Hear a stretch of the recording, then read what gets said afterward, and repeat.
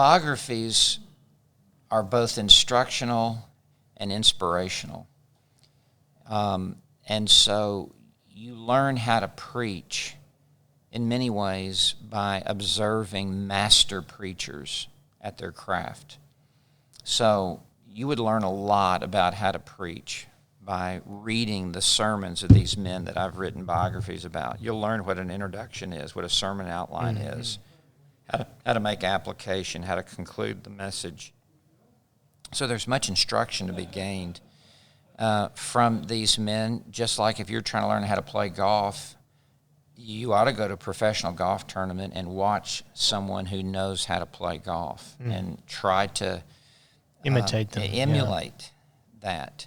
But it's also inspirational in that there's a story of their life that's wrapped around this as they preached in difficult times and in demanding situations.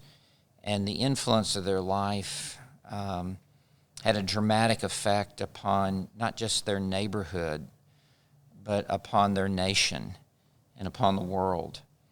And so it's very motivating to read about the impact that these men had. So, for that reason, I would encourage anyone who's thinking about being a pastor or who is a pastor to read Christian biographies. It will take you to the next level. It will improve your preaching.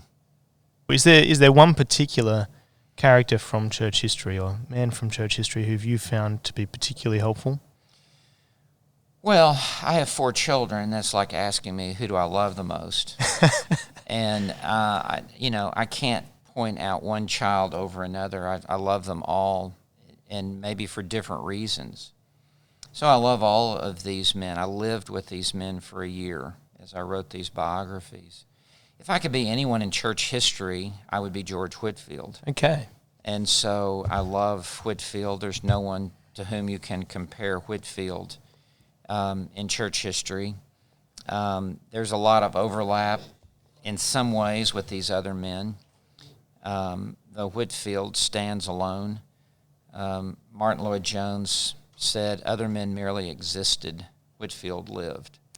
What was it about his life that would bring on a saying like that? Well, because he preached more and to more people than anyone who had ever lived to that point. Now with television and media, you can reach more people, but in person, his life and his ministry was without peer. He preached for something like 34 years and 18,000 formal sermons. Yikes. And when you include the sermons after the sermon, and many times he would preach a sermon after the sermon. Or just due to popular demand? For those who had suffered a heart wound and were under deep conviction of their sin and were seeking the Lord. Many times there would be a follow-up sermon. Or to give them evidences if they have been born again as a result of the main sermon. Or the night before, or even that night of, he would usually, or many times, stay at the pastor's parsonage, and there would be a couple thousand people that would gather just for him to stand in the window on the second floor and preach until the candle went out. But when you add all those up, it was 30,000 sermons in 34 years. So you can do the math on that. That's a lot. It's what, 3 a day almost? That's about 2.5 sermons a day for 34 years.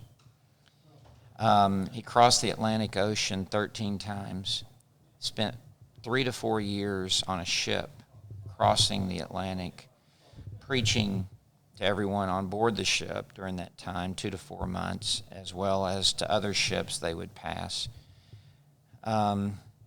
Robert Murray McShane said, for just 1 week of Whitefield's life. If I could just know what it would feel like to be George Whitefield for just 1 week.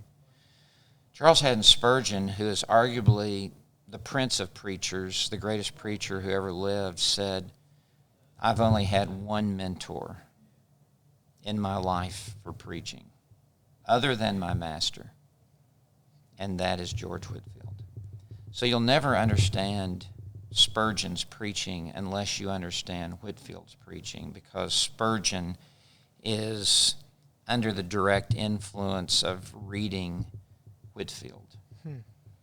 So Whitefield, they asked John Newton, who wrote Amazing Grace, who's the greatest preacher you ever heard? He said, oh, that's easy. What would be hard would be to tell you the second greatest preacher I've ever heard. Without question, the greatest preacher is George Whitefield. John Wesley said, the apostolic times have returned with the preaching of Whitefield.